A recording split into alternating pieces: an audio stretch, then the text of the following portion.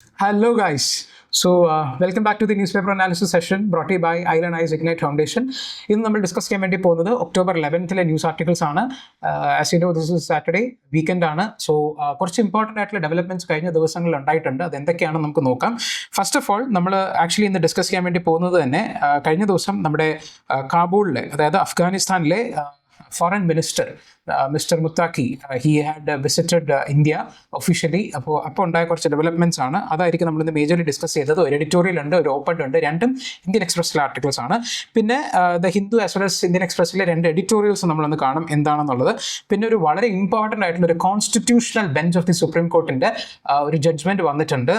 അത് നല്ല രസകരമായിട്ടുള്ള ഒരു ജഡ്ജ്മെൻ്റ് ആണ്. എനിക്ക് ജഡ്ജ്മെൻറ്റ് വായിച്ചപ്പോൾ നല്ല ഇഷ്ടം തോന്നി. Like the way they have pronounce the verdict, അത് നല്ല രസമുണ്ട്. നമുക്കത് ഡിസ്കസ് ചെയ്യാം എന്താണെന്നുള്ളത്. പിന്നെ നമ്മുടെ കേരളയിലെ ഒരു ഫിനാൻസസിനെ കുറിച്ച് ഇന്നലെയും ഇന്നുമായിട്ട് രണ്ട് ആർട്ടിക്കിൾ വന്നിട്ടുണ്ട്. നമ്മുടെ chief minister he met with the prime minister and other union ministers. അപ്പോൾ അതെന്താണെന്ന് നമുക്ക് നോക്കാം. പിന്നെ നമ്മുടെ സെൻട്രൽ ഗവൺമെൻറ്റിലെ ആ ഒരു നാഷണൽ ക്യാപിറ്റൽ റീജിയനിൽ ഫയർ ക്രാക്കേഴ്സിനെ നേരത്തെ ബാൻ ചെയ്തിട്ടുണ്ടായിരുന്നു. പക്ഷേ ഇപ്പോൾ ഗ്രീൻ ക്രാക്കേഴ്സിനെ അലോ ചെയ്യാൻ ചിലപ്പം സുപ്രീം കോടതി റീവിസിറ്റ് ചെയ്തേക്കും എന്നുള്ള കാര്യം വരുന്നുണ്ട്. പിന്നെ ഈ സവൽകോട്ട് ഹൈഡൽ പ്രോജക്റ്റ് നമ്മളൊരു കുറച്ച് നാൾ മുന്നേ നമ്മൾ ഡിസ്കസ് ചെയ്തിരുന്നു. അത് വീണ്ടും അതിൻ്റെ ഒരു ക്ലിയറൻസ് വന്നു എന്ന് പറഞ്ഞൊരു ന്യൂസ് വന്നിട്ടുണ്ട്. അപ്പോൾ അതായിരിക്കും നമ്മൾ ഡിസ്കസ് ചെയ്യാൻ വേണ്ടി പോകുന്ന മേജർ ടോപ്പിക്സ്. ഓക്കെ, അപ്പോൾ നമുക്ക് ഫസ്റ്റ് ആർട്ടിക്കിളിലേക്ക് മുന്നേ പോവാം. പക്ഷേ അതിലേക്ക് പോകുന്നതിന് മുമ്പേ I just wanted to mention something.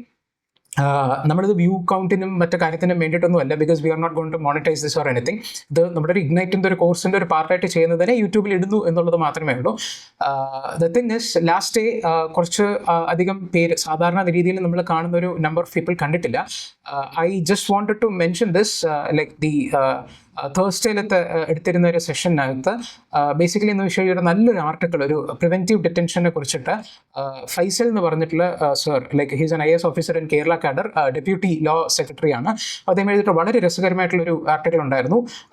People who have not watched it, who are watching this, do watch that video also. കാരണം അതിനകത്ത് നമുക്ക് മെയിൻസിൽ പ്രിവെൻറ്റീവ് ഡിറ്റൻഷൻ എഴുതാൻ പറ്റുന്ന നല്ല കൺക്ലൂഷൻസും നല്ല ഇൻട്രൊഡക്ഷൻ വരണവും പിന്നെ നല്ല സ്റ്റേറ്റ്മെൻറ്റ്സ് ഒക്കെ കൊടുത്തിട്ടുണ്ട്. അത് നമ്മൾ ഡിസ്കസ് ചെയ്തിട്ടുണ്ട്. At least if you don't have that, I know പറഞ്ഞു വരുമ്പോഴത്തേക്ക് അത് ലെങ്തി ആയിപ്പോയി. മാക്സിമം ഇനി തൊട്ട് ഷോർട്ട് ആക്കാനായിട്ട് നോക്കും. അപ്പോൾ ആ ഒരു വീഡിയോ ലെങ്തി ആണെന്ന് കൊണ്ടാവും ഒരുപാട് പേര് കണ്ടിട്ടുണ്ടാവാത്തത്. അപ്പോൾ അതൊന്ന് ജസ്റ്റ് ഒന്ന് റീവിസിറ്റ് ചെയ്തേക്കുക. അതിനകത്ത് ആ ഫസ്റ്റ് ആർട്ടിക്കിൾ മാത്രമെങ്കിലും ഒന്ന് കാണാനായിട്ട് നോക്കുക, because it will be helpful for you. Fine. അപ്പോൾ നമുക്ക് ഇനി നമ്മുടെ ആർട്ടിക്കിൾസിലേക്ക് നമുക്ക് നോക്കാം. First of all, India's Kabul mission to be upgraded എന്നുള്ളൊരു ആർട്ടിക്കിളാണ് വന്നിരിക്കുന്നത്. ഇന്നത്തെ ഹിന്ദു പേപ്പറിൽ തന്നെ ആദ്യം വന്നിട്ടുണ്ട്. ഞാൻ പറഞ്ഞതുപോലെ mister Muttaqi, the foreign minister, he arrived in New Delhi on a state visit and ഒരുപാട് കാര്യങ്ങൾ സംസാരിച്ചിട്ടൊക്കെ ഉണ്ട്. അപ്പോൾ അവരുടെ ഒരു ചർച്ച എന്നുള്ള രീതിയിൽ നമ്മളും ഒരുപാട് അനൗൺസ്മെൻറ്റ്സ് എടുത്തിട്ടുണ്ട്. നമ്മുടെ അവിടെ കാബൂൾ മീൻസ് അഫ്ഗാനിസ്ഥാൻ്റെ ക്യാപിറ്റലാണ്. അപ്പോൾ അഫ്ഗാനിസ്ഥാനിൽ ബേസിക്കലി എന്താണെന്ന് വെച്ച് കഴിഞ്ഞാൽ the Taliban took over after the US withdrawal from there. ഭയങ്കര ഇറാറ്റിക് ആയിട്ടുള്ള ഒരു വിത്ഡ്രോവൽ ആയിരുന്നു 2021 സംഭവിച്ചത്. അപ്പോൾ 2021 ആ സംഭവത്തിന് ശേഷം താലിബാൻ ഗവൺമെൻറ് ആയിരുന്നു അവിടെ ഉണ്ടായിരുന്നത്. പക്ഷേ we have not been engaging with them. If you have been following the news, you might also know this.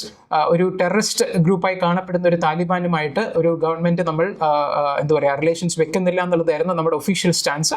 പക്ഷേ we were having a lot of contact. കാര്യം എന്തെന്ന് വെച്ച് കഴിഞ്ഞാൽ ഓവർ ദ ഇയേഴ്സ്, അതായത് ഈ താലിബാൻ ടേക്ക് ഓവർ ചെയ്യുന്നതിന് മുന്നേ ഒരുപാട് വർഷം ഒരു സിവിലിയൻ ഗവൺമെൻറ് അവിടെ ഉണ്ടായിരുന്നു. അപ്പോൾ ആ സിവിലിയൻ ഗവൺമെൻറ് ഉണ്ടാകുന്ന സമയത്ത് Afghanistan is A very important geo political partner for India. അപ്പോൾ അത് ഒരുപാട് സ്ട്രാറ്റജിക് ആയിട്ടുള്ള ഇമ്പോർട്ടൻസ് ഉണ്ട്. അപ്പോൾ അതുകൊണ്ട് തന്നെ നമ്മൾ ഒരുപാട് crores of rupees of investment നമ്മളിവിടെ നടത്തിയിട്ടുണ്ട്. നമുക്ക് ഈ ആർട്ടിക്കിളിനകത്ത് നമ്മൾ കാണും. അപ്പോൾ ആ ഇൻവെസ്റ്റ്മെൻറ്റ്സ് ഒക്കെ പെട്ടെന്ന് ഒരു താലിബാൻ ടേക്ക് ഓവർ ചെയ്യുമ്പോഴത്തേക്ക് നമുക്ക് ഇനി ഞങ്ങൾ ബന്ധമൊന്നും വെക്കില്ല എന്ന് പറഞ്ഞ് അങ്ങ് മൊത്തത്തിൽ മുറിച്ച് കളയാൻ പറ്റില്ല. പക്ഷേ അത്രയ്ക്കും ഡീറ്റെയിൽ ആയിട്ട് നമുക്ക് എന്താ പറയുക, ഒരു നോർമൽ റിലേഷൻസ് കൊണ്ട് കൊണ്ടുപോകാനും പറ്റില്ല. അപ്പോൾ we were having a watch and wait stand എന്നുള്ള രീതിക്കായിരുന്നു, വെയിറ്റ് ആൻഡ് വാച്ച് സ്റ്റാൻഡ് പോലെയായിരുന്നു നമ്മൾ ആക്ച്വലി കണ്ടുകൊണ്ടിരുന്നത്. പക്ഷേ 2021 അവരിങ്ങനെ ടേക്ക് ഓവർ ചെയ്തതിന് ശേഷം നമ്മളത് ഈ രീതിയിൽ പൊയ്ക്കൊണ്ടിരുന്നു. പക്ഷേ റൈറ്റ് നൗ എന്താ പറയുക, we are actually changing our stance. അപ്പോൾ നമ്മൾ നേരത്തെ നമുക്ക് എംബസി ഉണ്ടായിരുന്നു, അതിന് നമ്മൾ അവിടുത്തെ എംബസിയിലുള്ള ആൾക്കാരെയൊക്കെ മാറ്റി നമ്മൾ അവിടെ വെറുതെ ഒരു പേരിന് ഒരു ടെക്നിക്കൽ മിഷൻ പോലെ കണ്ടക്ട് ചെയ്തിരുന്നു. ഇപ്പോൾ ആ technical mission it is going to be upgraded to the status of the embassy എന്നുള്ള കാര്യം. അപ്പോൾ അതൊരു എന്താ പറയുക, റെസ്റ്റോറേഷൻ ഓഫ് ഡിപ്ലോമാറ്റിക് ടൈസ് എന്നുള്ളൊരു ഇത് നമുക്ക് ഒന്നിൻ്റെ മേളിൽ ഒന്ന് ചിലപ്പോൾ കൺഫ്യൂഷൻ വരാം. നമ്മളിപ്പോഴും താലിബാൻ റെജീമിനെ നമ്മൾ അവിടെ റെക്കഗ്നൈസ് ചെയ്യുന്നില്ല. അതായത് India is not recognizing Taliban regime there. So do the other international powers also. പക്ഷേ നമ്മൾ ഡിപ്ലോമാറ്റിക് ടൈസ് റീസ്റ്റോർ ചെയ്യുന്നു. രണ്ടും രണ്ടാണ് എന്നുള്ള കാര്യമാണ് നമുക്കിവിടെ മനസ്സിലാക്കാനായിട്ടുള്ളത്. കാരണം നമുക്ക് വേറെ ഒരുപാട് ഷെയർഡ് ആയിട്ടുള്ള കുറേ കാര്യങ്ങളുണ്ട്. And as I told you, Afghanistan is a very important partner. ഇപ്പോഴത്തെ ഒരു ചേഞ്ചിങ് റിയാലിറ്റീസിൻ്റെ സമയത്ത് ഞങ്ങൾ മിണ്ടത്തില്ല, ഞങ്ങൾ ആരുമായിട്ട് മിണ്ടത്തില്ലെന്ന് പറഞ്ഞു കഴിഞ്ഞാൽ ഇന്ത്യ ഔട്ടായി പോകും. ആ ഒരു ഡിപ്ലോമാറ്റിക് ഗെയിമിൽ ഇന്ത്യ വിൽ ബി കോർണർഡ്. പക്ഷേ ബിക്കോസ് ബാക്കിയുള്ള നമ്മുടെ ചുറ്റിലുമുള്ള ആൾക്കാർ they are the super powers. Russia, US already ഉണ്ട്, പക്ഷേ റഷ്യ, ചൈന, നമ്മുടെ Pakistan, Iran, they are all having relations വിത്ത് അഫ്ഗാനിസ്ഥാൻ. അപ്പോൾ നമ്മൾ താലിബാൻ ഉള്ളത് കൊണ്ട് മാത്രം അങ്ങനെ ചെയ്തില്ല എന്ന് പറയുന്നതിനകത്ത് കാര്യമില്ല. India had actually shut down it's embassy in 2021. അതിനെയാണ് നമ്മൾ വീണ്ടും ആ ടെക്നിക്കൽ മെഷീനെ അപ്ഗ്രേഡ് ചെയ്യുന്നത്. അപ്പോൾ this is the news actually. പക്ഷേ ഇതിനെക്കുറിച്ച് ഒരു എഡിറ്റോറിയലും ഒരു ഓപ്പണും വന്നിട്ടുണ്ട്. അതായിരിക്കും നമ്മൾ നോക്കുന്നത്. ഈ ഒരു ഇന്ത്യൻ എക്സ്പ്രസ്സിലെ എഡിറ്റോറിയൽ പറയുന്നത് എന്ന് വെച്ച് കഴിഞ്ഞാൽ ബേസിക്കലി നമുക്കിപ്പോൾ ഭയങ്കര കോമ്പറ്റീറ്റീവ് ആയിട്ടുള്ള ഒരു നെയ്ബർഹുഡ് ഉണ്ട്. അപ്പോൾ ആ ഒരു നെയ്ബർഹുഡിൽ നമ്മൾ ഇപ്പോൾ കാബൂളുമായിട്ട് റിലേഷൻസ് സ്ഥാപിക്കുക എന്ന് പറയുന്നത് ഒരു സ്ട്രാറ്റജിക് ആയിട്ടുള്ള ഒരു നെസസിറ്റിയാണ് എന്നുള്ള കാര്യമാണ്. അതായത് നമുക്ക് ഈ ഒരു ടൈമിൽ നമ്മൾ എടുക്കേണ്ടതായിട്ടുള്ള ഒരു റൈറ്റ് സ്റ്റെപ്പ് തന്നെയാണ് നമ്മളിപ്പോൾ മുന്നോട്ട് വെക്കുന്നത്. അപ്പോൾ ever since the Taliban seized the Kabul in 2021, it has engaged with this gradually and incrementally only. നമ്മൾ മൊത്തമായിട്ട് ടൈസ് നിഷേധിച്ചിട്ടുമില്ല, പക്ഷേ എന്നാൽ ഒഫീഷ്യലി നമ്മൾ എൻഗേജ് ചെയ്യുന്നുമില്ല. ബിക്കോസ് നമുക്ക് ഒരുപാട് അസറ്റ്സ് ഉണ്ട്, അങ്ങനെ മുറിച്ചു കളഞ്ഞ് വരാൻ വേണ്ടി നമുക്ക് പറ്റില്ല.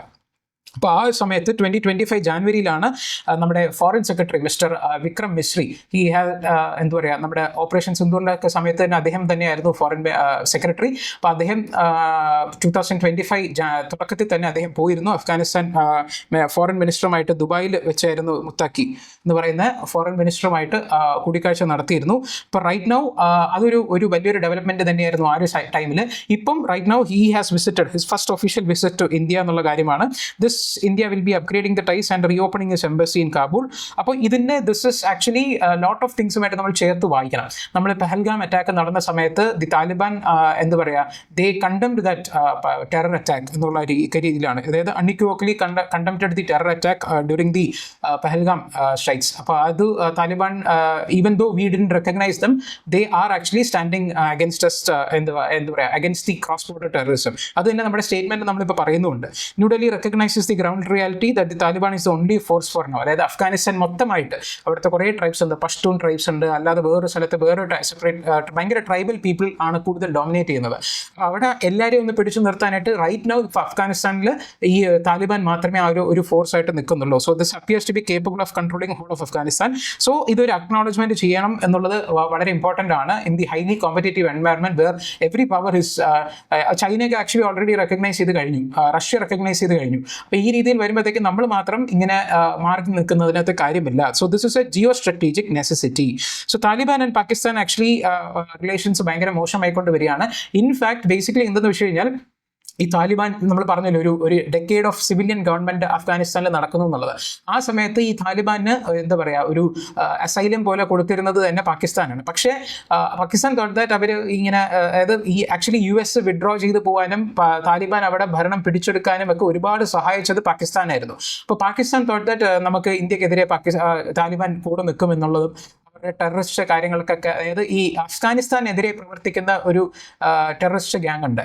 അപ്പോൾ ഈ രീതിയിൽ അവർക്ക് അസൈലം കൊടുക്കില്ല എന്ന് പറയുന്ന കാര്യങ്ങൾക്കൊക്കെ പാകിസ്ഥാനെതിരെ നിൽക്കുന്ന ഒരു ടെററിസ്റ്റ് ഗ്യാങ്, അത് അഫ്ഗാനിസ്ഥാൻ എന്താ പറയുക, ദി വോണ്ട് ഗിവ് അസൈലം എന്നുള്ള രീതിക്കൊക്കെ വിചാരിച്ചു. പക്ഷെ അതൊന്നും നടന്നില്ല.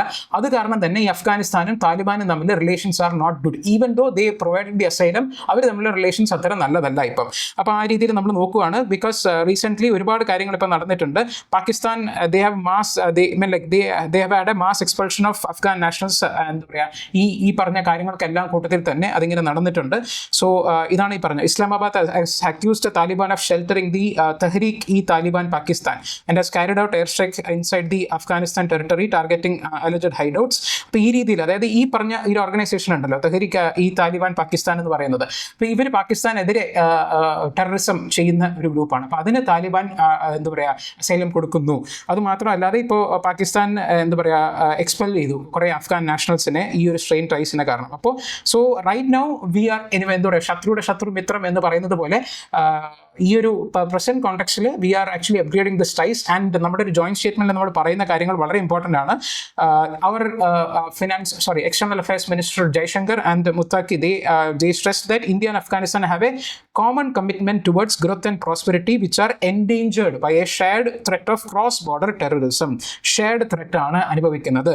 And there must be a coordinated efforts to combat terrorism in all its forms and manifestations. So ഈ രീതിയിൽ the growing ties with the Taliban is going to help prevent Afghanistan from turning into a launch pad for anti-India activities. അത് അദ്ദേഹം തന്നെ പറയുന്നുണ്ട്. അതായത് ഇന്ത്യക്കെതിരായിട്ടുള്ള അല്ലെങ്കിൽ വേറെ ഏത് രാജ്യത്തിനെതിരായിട്ടുള്ള ഒരു ടെററിസ്റ്റ് ആക്ടിവിറ്റീസ്ക്ക് ഒരു ലോഞ്ച് പാഡ് ആയിട്ട് അഫ്ഗാനിസ്ഥാൻ മാറില്ല. അതിനെ ഇപ്പോഴത്തെ താലിബാൻ ഗവൺമെന്റ് സമ്മതിക്കില്ല എന്നുള്ള കാര്യമാണ് പറയുന്നത്. സോ ബിയോണ്ട് എന്താ പറയുക, food, health care, disaster release, അതൊക്കെ നമ്മൾ കാണുന്നുണ്ട്. അടുത്തൊരു സ്ലൈഡിനകത്ത് പറയുന്നുണ്ട്. ഇൻഫ്രാസ്ട്രക്ചർ പ്രോജക്ട്സിനൊക്കെ India shown support for the Taliban on the global stage recent by joining Pakistan, China and Russia in opposing the Donald Trump's bid to take over the Bagram airbase. നമ്മൾ കണ്ടിരുന്നു ബഗ്രം airbase എന്ന് പറഞ്ഞൊരു പ്ലേസസ് ന്യൂസ് കാണുന്ന സമയത്ത് നമ്മൾ പറഞ്ഞിരുന്നു അപ്പോൾ US wants ബാക്ക് എന്നുള്ള കാര്യം. അപ്പോൾ അത് ആ ഒരു ടൈമിൽ നമ്മൾ ഈ ഇരു രാജ്യങ്ങൾ കൂടെ തന്നെ നമ്മുടെ നെയ്ബേഴ്സിൻ്റെ കൂടെ തന്നെ നമ്മളും പറഞ്ഞിരുന്നത് തെറ്റാണ് എന്നുള്ള കാര്യം നമ്മൾ പറഞ്ഞിരുന്നു. സോ ഒരു സപ്പോർട്ട് നമ്മൾ കൊടുക്കുന്ന സമയത്ത് it is considered a very valuable support by the other party because lot of international nations like other nations are not have recognized Taliban yet. അപ്പോൾ ആ ഒരു രീതിയിൽ നമ്മൾ പറയുന്നത് നല്ലതായിരിക്കും. അപ്പോൾ നമുക്ക് ഒരുപാട് people to people centuries of ties ഉണ്ട്. ഇതൊക്കെ പറയുമ്പോഴും Taliban actually right now remains a autocratic regime. ഇതെല്ലാം നമ്മൾ ടൈസ് ഒക്കെ ചെയ്ത് കഴിഞ്ഞാലും അത് ഇപ്പോഴും ഒരു ഓട്ടോക്രാറ്റിക് റെജീമാണ്. ഹ്യൂമൻ റൈറ്റ്സിൽ ഒരുപാട് ഇഷ്യൂസ് ഉണ്ട്, പർട്ടിക്കുലർലി വുമൻ്റെ കേസിനകത്ത്. നമ്മുടെ ആ ഒരു ഡ്രസ്സിങ്ങിലായാലും അവരുടെ എഡ്യൂക്കേഷൻ്റെ കാര്യത്തിലായാലും അതൊരു ഭയങ്കര ഒരു എന്താ പറയുക, ഒരു ഭയങ്കര ട്രഡീഷണൽ ആൻഡ് ഓർത്തഡോക്സ് ആയിട്ടുള്ള ഒരു സൊസൈറ്റി എന്നുള്ള രീതിക്കായിരിക്കും അവർ ചെയ്യുന്നത്. ബിക്കോസ് അതേ rule based on the traditional sharia law അല്ല, അതിൻ്റെ ഒരു ട്രഡീഷണൽ ഓർത്തഡോക്സ് വെർഷൻ. അപ്പോൾ അതിൻ്റെ ഒരു ഭയങ്കര സ്ട്രിക്റ്റ് ഇതിലേക്കാണ് അവർ പോകുന്നത്. അപ്പോൾ ആക്ച്വലി ഹ്യൂമൻ റൈറ്റ്സ് രീതിയിൽ നോക്കുകയാണെങ്കിൽ അതുകൊണ്ട് തന്നെയാണ് നമ്മൾ റെക്കഗ്നൈസ് ചെയ്യാത്തത്. So right now the reestablishment of this diplomatic ties does not mean we are recognising Taliban or recognising the approach of Taliban in this human rights thing. അതുകൊണ്ട് തന്നെയാണ് നമ്മളിപ്പോൾ അടുത്ത ആർട്ടിക്കിൾ തന്നെയാണ് പറയുന്നത്.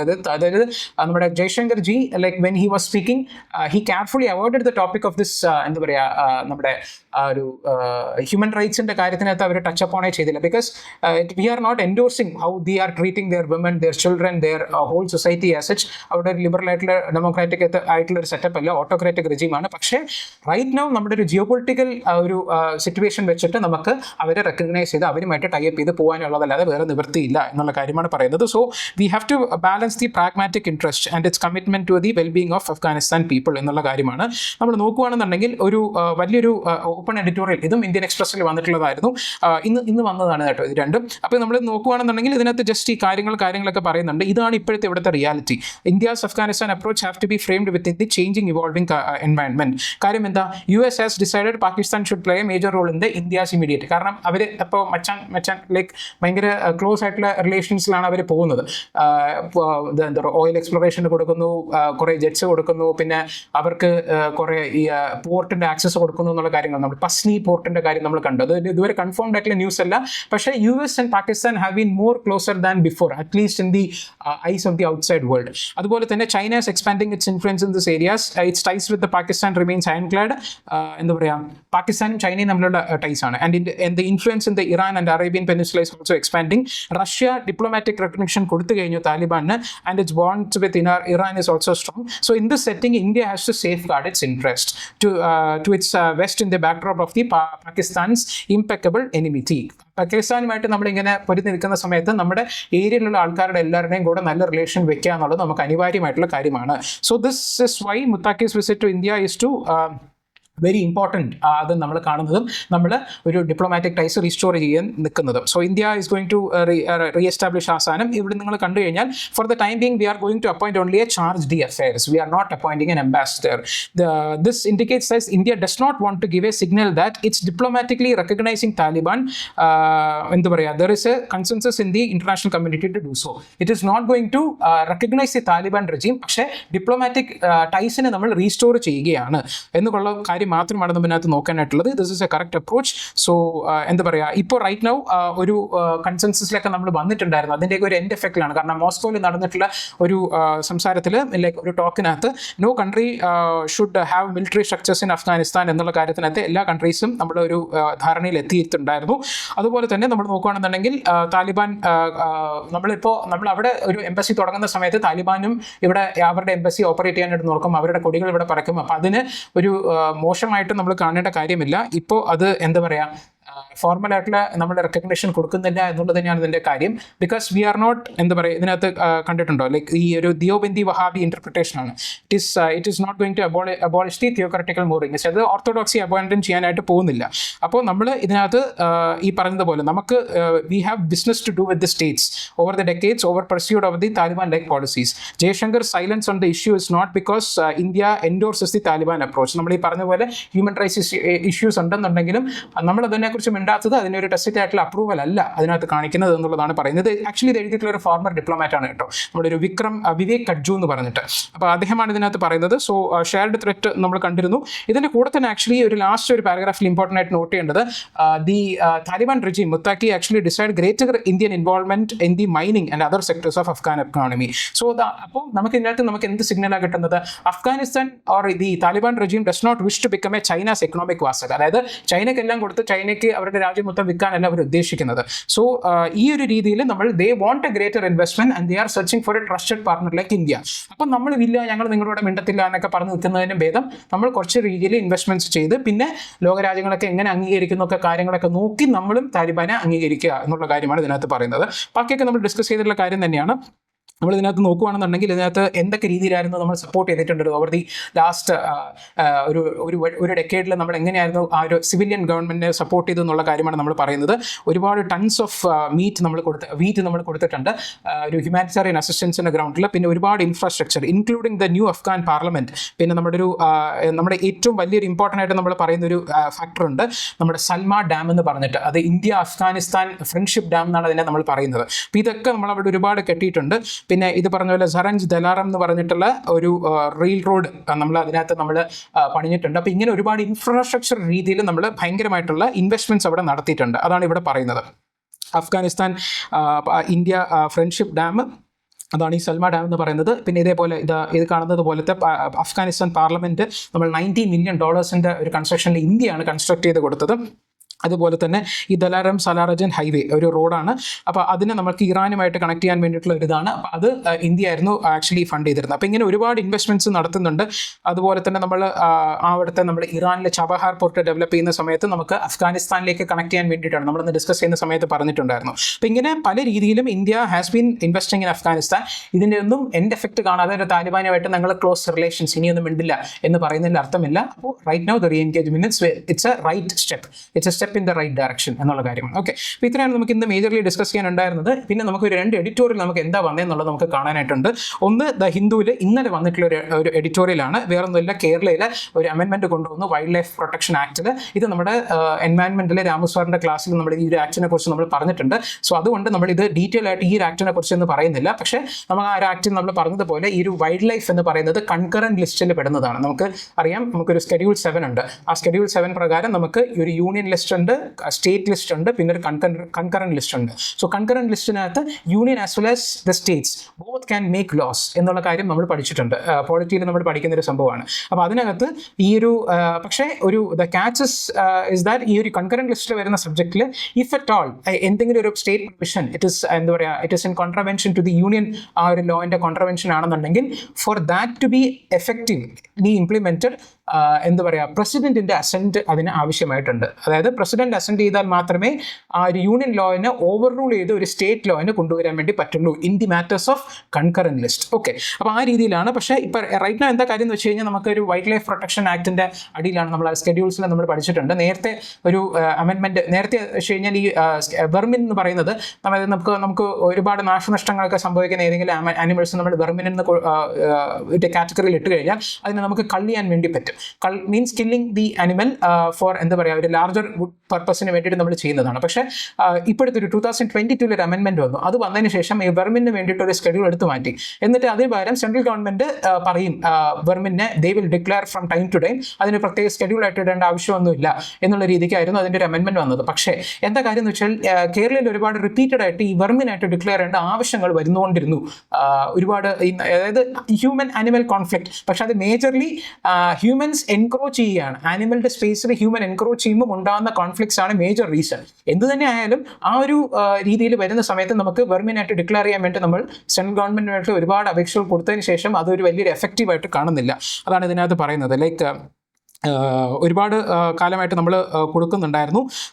എന്താ പറയുക, to have the wild boar declared as the vermin under the central act they have provided fruitless. അത് കാരണം എന്ത് ചെയ്തു, നമ്മൾ കേരള അമെൻമെൻറ്റ് ചെയ്തു, seeking to arm the state with the powers of thus far reserved with the union government. നമ്മൾ പറഞ്ഞാൽ union government ആണ് vermin declare ചെയ്യാനുണ്ടായിരുന്നത്. പക്ഷേ അതൊരു കൺകറന്റ് ലിസ്റ്റിലെ സബ്ജക്റ്റ് ആയതുകൊണ്ട് സ്റ്റേറ്റ് ഗവൺമെന്റ് ഡിക്ലെയർ ചെയ്യാം എന്ന് പറഞ്ഞിട്ടുള്ള ഒരു അമെൻമെന്റ് ആയിരുന്നു നമ്മൾ കൊണ്ടുവന്നത്. അപ്പോൾ അതിനെ കുറിച്ചൊരു ഇംപ്ലിക്കേഷൻ ആണ് ഇതിനകത്ത് പറയുന്നത്. സോ റൈറ്റ് നോ ഇതെന്താണെന്ന് വെച്ച് കഴിഞ്ഞാൽ the bill asserts that the state may decide when a schedule 2 animal, നമ്മളത് പറഞ്ഞിട്ടുണ്ട്, ഷെഡ്യൂൾ 1, 2, 3, 4 ആണ് ഇപ്പോൾ റൈറ്റ് നോ ഉള്ളത്. നേരത്തെ 6 ഉണ്ടായിരുന്നു, അതിന് 5ാമത്തെ ഇതായിരുന്നു നമ്മുടെ ഈ വെർമിൻ ഡിക്ലെയർ ചെയ്യുന്ന ഒരു പരിപാടി ഉണ്ടായിരുന്നത്. പക്ഷെ അത് മാറ്റി റീസ്ട്രക്ചർ ചെയ്ത് ഇപ്പോൾ 4 ഉള്ളൂ. അപ്പോൾ അതിനകത്ത് ഷെഡ്യൂൾ 2 കുറച്ചുകൂടി lesser protection than the schedule 1 animals, അതിന് വരുന്നതിന് വെർമിനായിട്ട് ഡിക്ലെയർ ചെയ്യാൻ വേണ്ടി സ്റ്റേറ്റിന് സാധിക്കണം എന്നുള്ള രീതിക്കുള്ള ഇതാണ് ആ ബില്ലിന്റെ provision. And thus liable to lose protection under the schedule for specific areas and specific periods. അതായത് ഇപ്പോൾ കേരളയിലാണ് ഇത് അമെൻഡ് ചെയ്തിരിക്കുന്നത്, അപ്പോൾ കേരളയിൽ മാത്രമേ ഇത് ആപ്ലിക്കബിൾ ആവുള്ളൂ. It is not like the union government law. Union government law change വന്നു കഴിഞ്ഞാൽ അത് ഹോൾ ഇന്ത്യക്ക് ആപ്ലിക്കബിൾ ആണ്. അപ്പോൾ അതുകൊണ്ട് ഈ ഒരു സ്പെസിഫിക് ഏരിയയിൽ state government they will specify ആവും. അങ്ങനെ ഒരു പവർ സ്റ്റേറ്റ് തന്നെ എടുക്കുകയാണ്. So it vest with the chief wildlife warden, അതൊരു നമ്മുടെ CWW എന്ന് പറയും, chief wildlife warden, with the power to order any animal that has severely injured a person to be killed, tranquillised, captured, translocated. അപ്പോൾ ഈ രീതിയിൽ നമ്മൾക്ക് ഇപ്പോഴത്തെ ഉണ്ടായ ഒരു രീതിയിൽ നമ്മൾ വേണമെന്ന് ആവശ്യപ്പെട്ടിട്ട് നടക്കാതിരിക്കുമ്പോഴാണ് നമ്മൾ തന്നെ ഇപ്പോൾ ഒരു സ്റ്റെപ്പ് എന്നുള്ള രീതിക്ക് ഇങ്ങനെ എടുത്തേക്കുന്നത്. സോ എന്താ പറയുക, central powers to declare a vermin has often to been exercised as a veto with transparent criteria. അപ്പോൾ ഇത് ബേസിക്കലി കേരളയുടെ ഒരു ഫ്രസ്ട്രേഷൻ ആണ് ആസ് എ ഫെഡറൽ ക്രിട്ടിക്, അതായത് നമ്മൾ ആവശ്യപ്പെടുന്നതൊന്നും നടത്തി തരുന്നില്ല എന്നുള്ള കാര്യം. അപ്പോൾ ഇതിനകത്ത് ബേസിക്കലി എന്താണെന്ന് വെച്ച് കഴിഞ്ഞാൽ എന്തുകൊണ്ടാണ് ഈ ഒരു വെർമിൻ എന്ന് പറയുന്ന സാധനത്തിന് അവർ മാറ്റിയത്, justification that they are giving.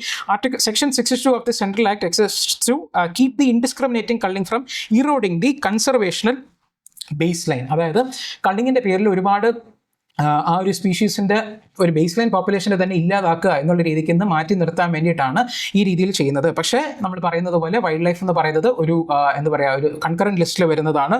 So ഇന്ന് പറഞ്ഞതുപോലെ any state law if it has to come into effect, അതൊരു സെൻട്രൽ പ്രസിഡൻഷ്യൽ അസെൻറ്റ് നമുക്ക് ഇതിൻ്റെ ആവശ്യമായിട്ടുണ്ട്.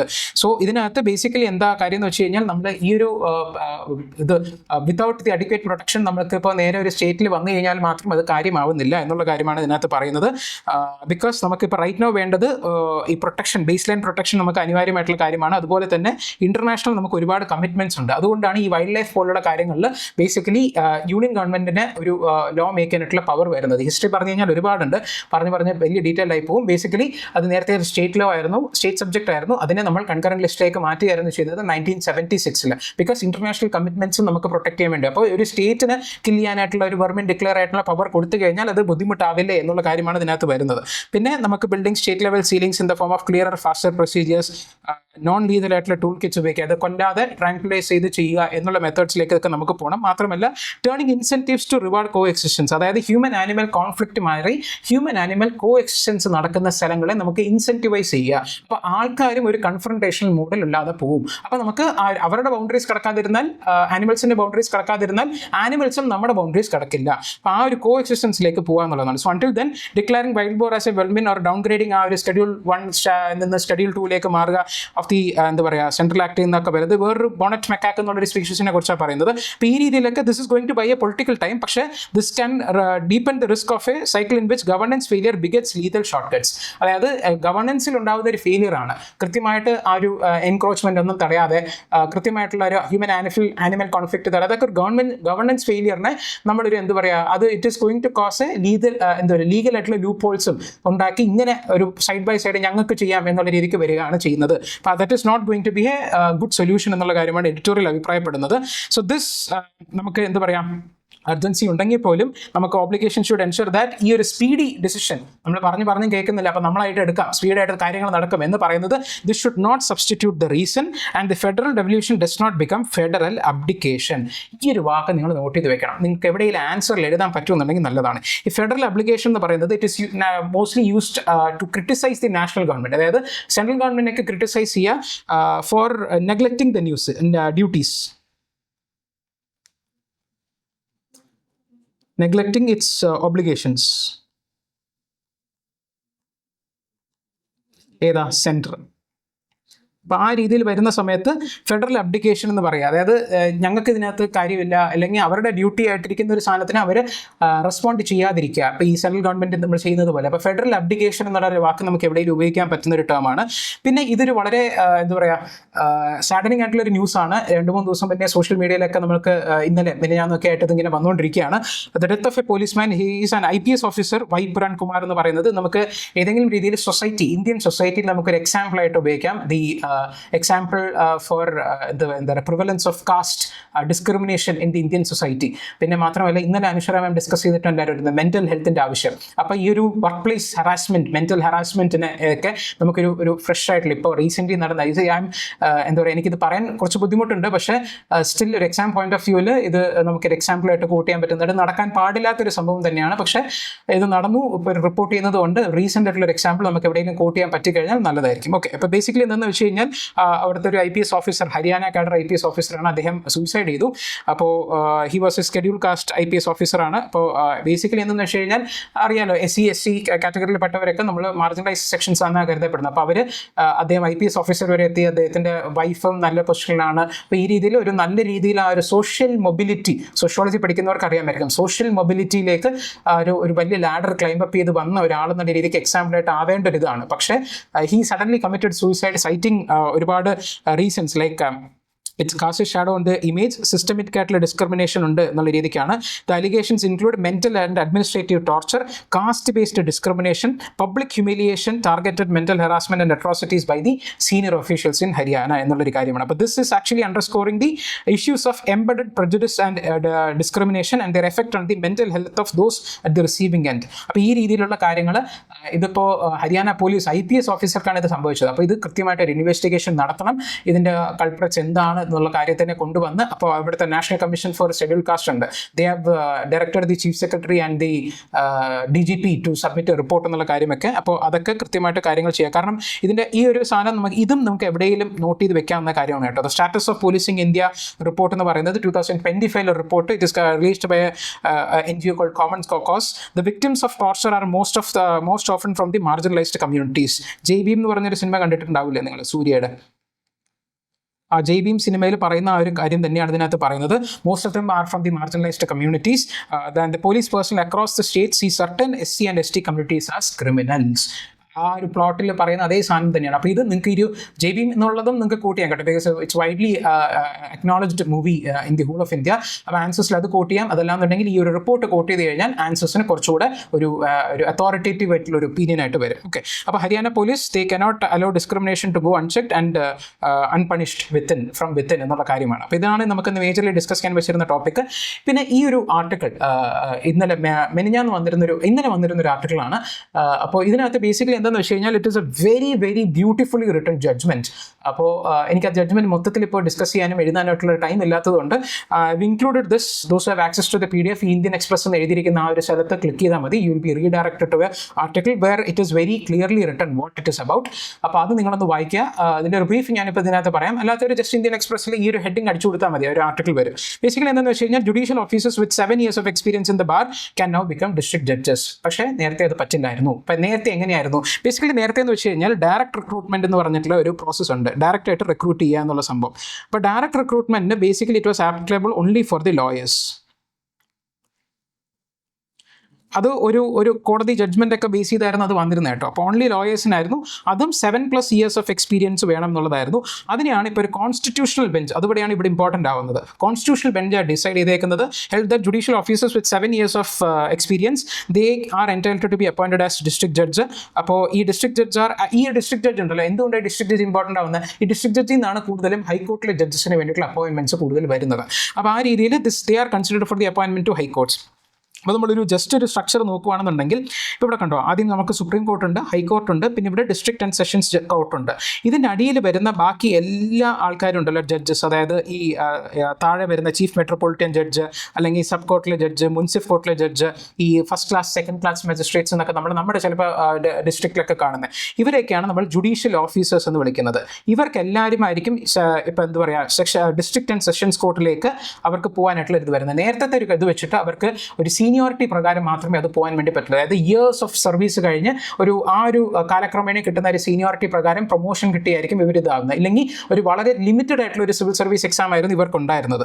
Path until now lawyers could be directly recruited. പക്ഷേ lower courts in the lower judges, civil ജഡ്ജും ജുഡീഷ്യൽ മജിസ്ട്രേറ്റ്സിനൊക്കെ they have to wait for the promotion, അല്ലെങ്കിൽ ഒരു limited competitive examination base ചെയ്തായിരുന്നു വന്നിരുന്നത്. പക്ഷേ ഇനി മുതൽ ലോയേഴ്സ് എങ്ങനെയാണോ ഒരു ഡയറക്ട് റിക്രൂട്ട്മെന്റ് വഴി ഒരു ഡിസ്ട്രിക്ട് ജഡ്ജ് ആവുന്നത്, അതുപോലെ തന്നെ ഇൻ ഹൗസ് ഇപ്പോൾ ജുഡീഷ്യൽ ഓഫീസേഴ്സ് ആയിട്ടുള്ള ആൾക്കാർക്കും they can also write the examination എന്നുള്ളൊരു നല്ലൊരു ജഡ്ജ്മെന്റ് ആണ് വന്നേക്കുന്നത്.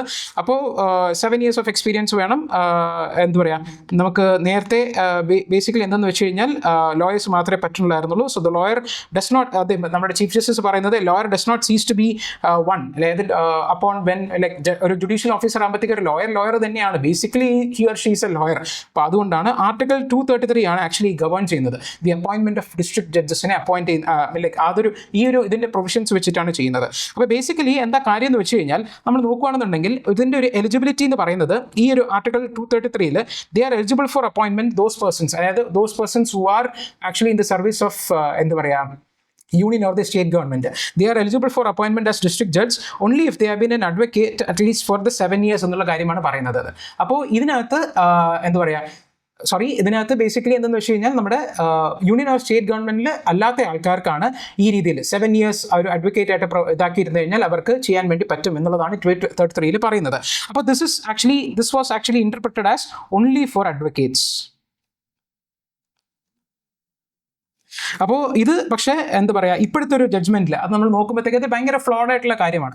ആർട്ടിക്കിൾ 14 നമ്മൾ പറയുന്നുണ്ട് ഒരു റൈറ്റ് ടു ഇക്വാളിറ്റി എന്നാണ് നമ്മൾ പറയുന്നത്. അപ്പോൾ ഇത് ബേസിക്കലി ഡിസ്ക്രിമിനേഷൻ ആണ്. ജുഡീഷ്യൽ ഓഫീസേഴ്സ് നമ്മൾ നോക്കിക്കഴിഞ്ഞാൽ ഏതൊരു റിക്രൂട്ട്മെന്റ് പ്രോസസ്സും the best of the talent ആണ് നമ്മൾ എടുക്കാനായിട്ട് നോക്കുന്നത്. അപ്പോൾ ജുഡീഷ്യൽ ഓഫീസർ എന്ന് പറയുമ്പോഴത്തേക്കും they'll have invaluable experience in എന്താ പറയുക ഒരു ജഡ്ജ്മെന്റ്സ് ചെയ്യാനൊക്കെ. അപ്പോൾ ആ ഒരു മൊത്തം ടാലന്റിനെ നമ്മൾ കളയല്ലേ ചെയ്യുന്ന ഒരു ഇതിൽ വെച്ചിട്ട് അതുകൊണ്ട് കൃത്യമായിട്ടുള്ള വേറെ റീഇൻറ്റർപ്രിട്ടേഷൻ ചെയ്തു. അത് നല്ലൊരു ഡോക്ടർ ഓഫ് കോൺസ്റ്റിറ്റ്യൂഷണൽ സൈലൻസ് എന്നൊക്കെ പറഞ്ഞിട്ടുണ്ട്. അതായത് ഇതിപ്പോൾ ഇതിനകത്ത് പറയുന്നുണ്ടല്ലോ. അപ്പോൾ ഇതിനകത്ത് ബേസിക്കലി ആ ഒരു ജഡ്ജ് പറയുന്നത് എന്ന് വെച്ചാൽ വളരെ രസകരമാണ്. അതായത് കോൺസ്റ്റിറ്റ്യൂഷനിൽ ഒരു കാര്യം പറയുന്നില്ല, അത് ഫ്രെയിമേഴ്സ് പറയാൻ ഉദ്ദേശിക്കുന്നില്ല എന്ന് പറയുമ്പോഴത്തേക്കും നമ്മൾ അതിനെ നെഗറ്റീവായിട്ട് എടുക്കാൻ വേണ്ടി പാടില്ല. They have left it open ended for the in service people. അതായത് ഈ ഒരു പ്രത്യേക പ്രൊവിഷനകത്ത് ആർട്ടിക്കിൾ 233 പറയുന്നത് ആ ഒരു ലോയേഴ്സിന്റെ കാര്യം മാത്രമാണ് പറയുന്നത്.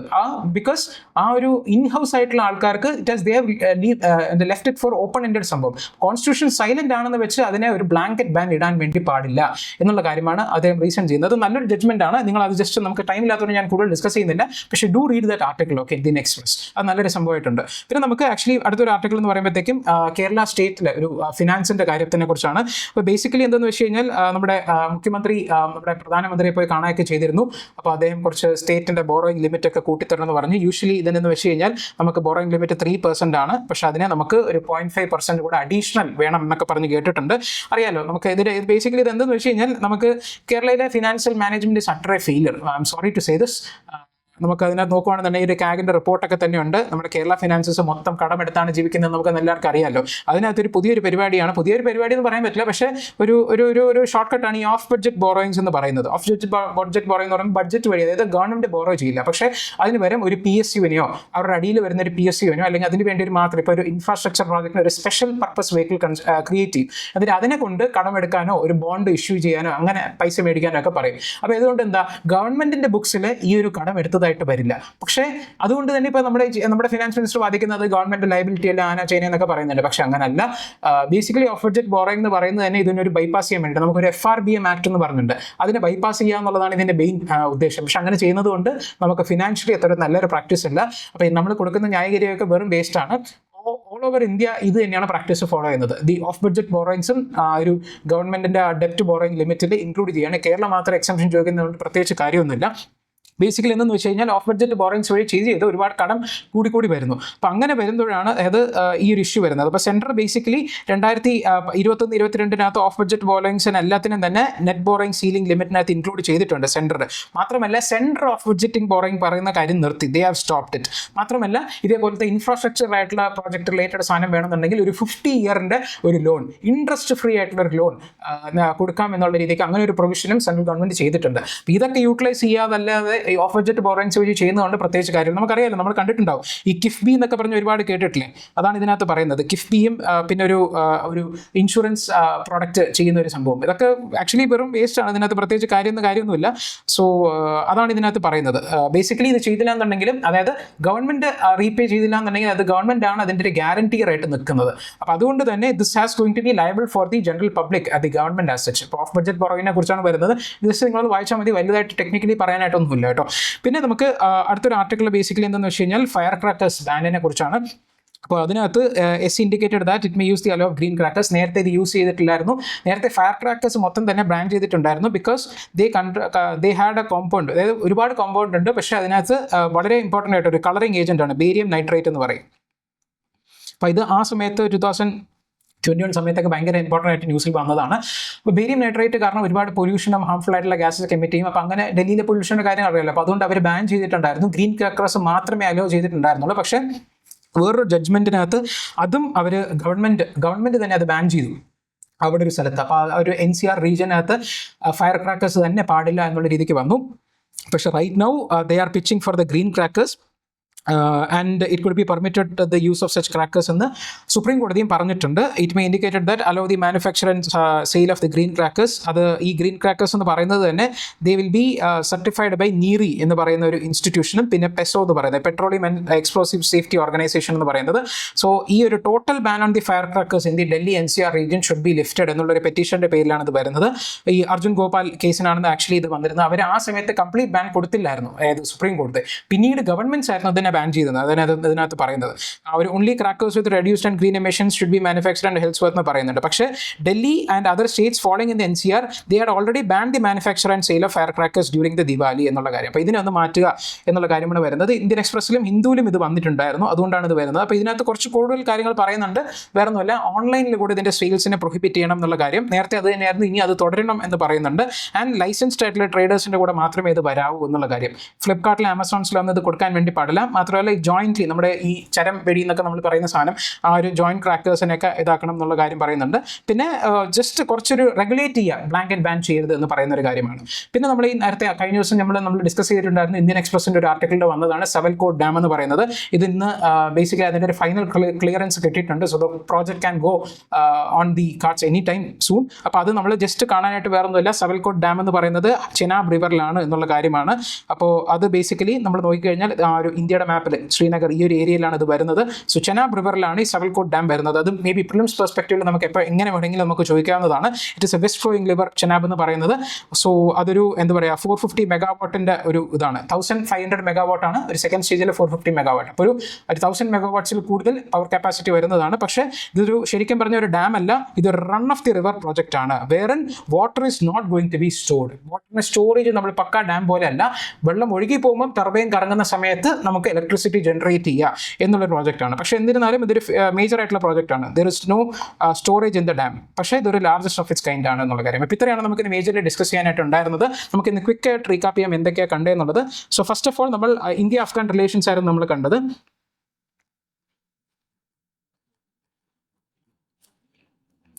ഇന്ത്യ അഫ്ഗാൻ റിലേഷൻസിനകത്ത് നമ്മൾ ഒരുപാട് കാര്യങ്ങളെക്കുറിച്ച് നമ്മൾ പറഞ്ഞു. The importance of re engaging with the Afghanistan എന്നുള്ള കാര്യം. പിന്നെ അതിൻ്റെ കൂടെ തന്നെ നമ്മൾ കേരളയുടെ ഒരു എഡിറ്റോറിയൽ നമ്മൾ ഡിസ്കസ് ചെയ്തിരുന്നു, വൈൽഡ് ലൈഫ് പ്രൊട്ടക്ഷൻ ആക്ടിനെ കുറിച്ച്. അത് കൺകറൻറ്റ് ലിസ്റ്റിലാണ് എന്നുള്ള കാര്യമാണ് നമുക്ക് നോക്കേണ്ടതായിട്ടുള്ളത്. ഇമ്പോർട്ടൻ്റ് ആയിട്ട് നോക്കണം. കൺകറൻറ്റ് ലിസ്റ്റ്, വൈൽഡ് ലൈഫ് എന്ന് പറയുന്ന ഒരു സ്പീഷീസ്. പിന്നെ നമുക്ക് ആ ഒരു എക്സാമ്പിൾ നമ്മൾ കണ്ടു, വൈബ്രൻ കുമാർ എന്ന് പറഞ്ഞിട്ട് IPS ഓഫീസറാണ്. ഇത് നിങ്ങൾക്ക് മെയിൻസിന് എവിടെയെങ്കിലും ഒരു ആൻസർ എഴുതാനായിട്ട് നിങ്ങൾക്ക് നോട്ട് ചെയ്ത് വെക്കാവുന്ന ഒരു ഇതാണ്. ഇറ്റ്സ് ആൻ അൺഫോർച്ചുനേറ്റ് ഇൻസിഡൻറ്റ്, പക്ഷേ ഒരു ലേറ്റസ്റ്റ് ആയിട്ട് നടന്നതുകൊണ്ട് നമുക്ക് എവിടെയെങ്കിലും നോട്ട് ചെയ്ത് വെക്കാം. പിന്നെ ഒരു നമ്മുടെ എന്താ പറയുക judicial officers to be appointed as district judge എന്നുള്ള കാര്യം നമ്മൾ കണ്ടു. അപ്പോൾ അതൊരു നല്ലൊരു ജഡ്ജ്മെൻ്റ് ആണ്. Do read that article. Okay, ആ ഒരു ഇന്ത്യൻ എക്സ്പ്രസ്സിലെ ആർട്ടിക്കിൾ നമുക്കിന്ന് ഡിസ്കസ് ചെയ്യാൻ സമയമില്ല, അതുകൊണ്ടാണ്. ഇതിനകത്ത് ബേസിക്കലി എന്താണെന്ന് വെച്ച് കഴിഞ്ഞാൽ ഇപ്പോഴും the lawyers as well as junior officers, okay, ഇവർക്ക് രണ്ടുപേർക്ക് ഒരു യൂണിഫോം ആയിട്ടുള്ളൊരു കണ്ടീഷൻ പറയുന്നുണ്ട്. That is 7 years continuous practice വേണം. അത് വളരെ ഇമ്പോർട്ടൻ്റ് ആണ്. കണ്ടിന്യൂസ് 7 years ആയിട്ടുള്ള continuous practice, either as a lawyer, as a judicial officer or combining the both. പിന്നെ രണ്ടുപേർക്കും മിനിമം 35 years ഓഫ് ഏജ് വേണം to be appointed as district judge എന്നുള്ള കാര്യം. അപ്പോൾ ഇത് ഇമ്പോർട്ടൻ്റ് ആയിട്ട് ഡിസ്കസ് ചെയ്യുന്ന ഒരു കാര്യമാണ് കേട്ടോ. പിന്നെ ഒരു ഗ്രീൻ ക്രാക്കേഴ്സിൻ്റെ കാര്യം നമ്മൾ പറഞ്ഞിരുന്നു. പിന്നെ സവൽകോട്ട് പ്രോജക്റ്റിനെ കുറിച്ച് നമ്മൾ പറഞ്ഞു. ഇത്രയാണ് നമ്മൾ മേജർലി ഡിസ്കസ് ചെയ്തത്. സോ ഗിവ് ദിസ് എന്താ പറയുക, നിങ്ങൾ 2xനോ 8 കേട്ടാലും കുഴപ്പമില്ല. പക്ഷേ വളരെ ഇമ്പോർട്ടൻ്റ് ആയിട്ടുള്ള ആർട്ടിക്കിൾസ് ആണ് നമ്മൾ ഡിസ്കസ് ചെയ്യുന്നത്. പക്ഷേ wheel keep it short on the coming days. Okay, so hope you have a good weekend. So have a good Sunday. So we'll meet you again in the next week. Goodbye.